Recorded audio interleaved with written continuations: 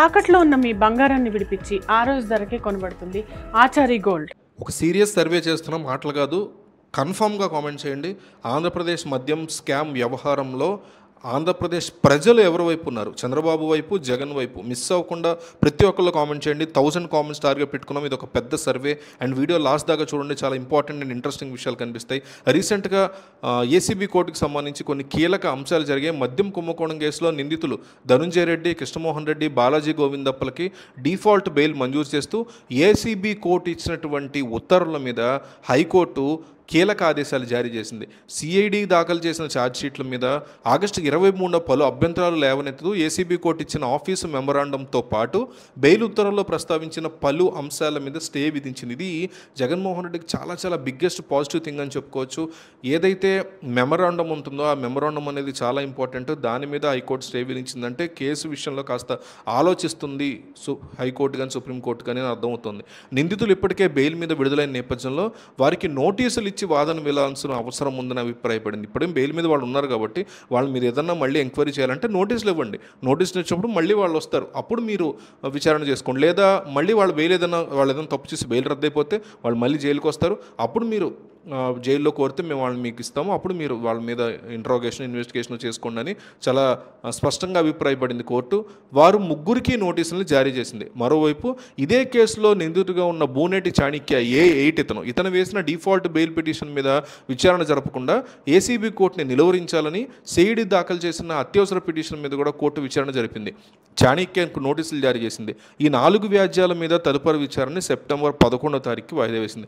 చాలా ఇంపార్టెంట్ అయినటువంటి రోజు అనమాట 11వ తారీఖు. అనేక విషయాలు బయటపడే రోజు. ఈ మేరకు హైకోర్టు న్యాయమూర్తి జస్టిస్ వెంకట జ్యోతిర్మయి రీసెంట్గా మధ్యంతర ఉత్తర్వులు ఇచ్చారు. సిట్ దాఖలు చేసిన ఛార్జ్షీటు, సప్లిమెంటరీ ఛార్జ్షీటు అసంపూర్తిగా ఉన్నాయనే కారణంతో మద్యం కుంభకోణం కేసు నిందితులు ధనుంజయ రెడ్డి A31, కృష్ణమోహన్ రెడ్డి A32, బాలాజీ గోవిందప్ప A33లకు ఏసీబీ కోర్టు 6వ తారీఖున పొరపాటున డిఫాల్ట్ బెయిల్ మంజూరు చేసిందని ఆ ఉత్తర్వులను రద్దు చేయాలని కోరుతూ సిఐడి హైకోర్టులో పిటిషన్ దాఖలు చేసింది. ఈ వ్యాజ్యాలు రీసెంట్గా విచారణకు వచ్చాయి. సిఐడి తరఫున సీనియర్ న్యాయమూర్తి సిద్ధార్థ లూత్రా, అడ్వకేట్ జనరల్ దమ్మాలపాటి శ్రీనివాస్ వాదనలు వినిపించారు. చట్ట నిబంధనల మేరకు నిర్దిష్ట గడువులోగా ప్రాథమిక ఛార్జ్షీట్ని మేము దాఖలు చేశాము. తదనంతరం సప్లిమెంటరీ ఛార్జ్షీట్ కూడా వేశాము. సిఐడి దాఖలు చేసిన ఛార్జ్షీట్లో 21 అభ్యంతరాలు లేవనెత్తుతూ ఏసీబీ కోర్టు ఆఫీసు మెమరాండాన్ని జారీ చేసింది. ఆ మెమరాండంలో లేవనెత్తిన అభ్యంతరాల సమాచారం అంతా ఏసీబీ కోర్టు ముందు అందుబాటులో ఉంది. డిఫాల్ట్ బెయిల్ మంజూరుకి సంబంధించినటువంటి Ritu Chhabria versus Union of India కేసులో సుప్రీంకోర్టు ఇచ్చినటువంటి ఉత్తర్వుల్ని ఆధారంగా చేసుకుని ఏసీబీ కోర్టు నిందితులకి డిఫాల్ట్ బెయిల్ మంజూరు చేసింది. ప్రస్తుత కేసులో ఆ ఉత్తర్వులు వర్తించవు.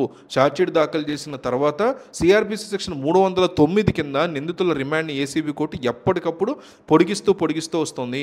నిందితులకి డిఫాల్ట్ బెయిల్ పొందేందుకు వీలు లేకుండా చేసేందుకు ఆ ఛార్జ్షీట్ దాఖలు చేశామా లేదా, బిఎన్ఎస్ సెక్షన్ 187 ప్రకారం నిర్దిష్ట గడువులోగా ఛార్జ్షీట్ వేశామా అనే అంశం మీద లోతైన విచారణ అవసరం.